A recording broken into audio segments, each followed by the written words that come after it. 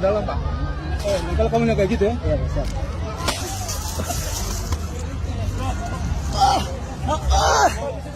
Saya diantar.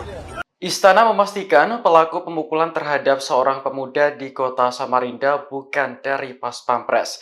Meski begitu, Istana tetap menyampaikan permohonan maaf kepada masyarakat atas kejadian tersebut. Deputi Protokol Pers dan Media Sekretariat Presiden Yusuf Permana mengatakan pihaknya akan mengecek tim pengamanan di wilayah.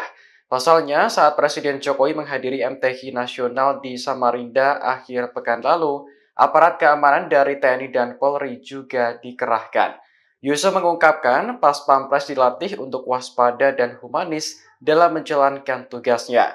Sikap inilah yang selalu ditekankan oleh Presiden Jokowi. Sebelumnya, pemuda di Samarinda mengaku dipukul oleh Pas Pampres setelah dirinya berfoto dengan Presiden. Wajahnya yang gembira seketika berubah karena menahan rasa sakit di bagian perut. Pemuda tersebut bertanya-tanya mengapa dirinya dipukul, sementara Presiden tidak masalah diajak berfoto. Download Tribun X sekarang, menghadirkan lokal menjadi Indonesia.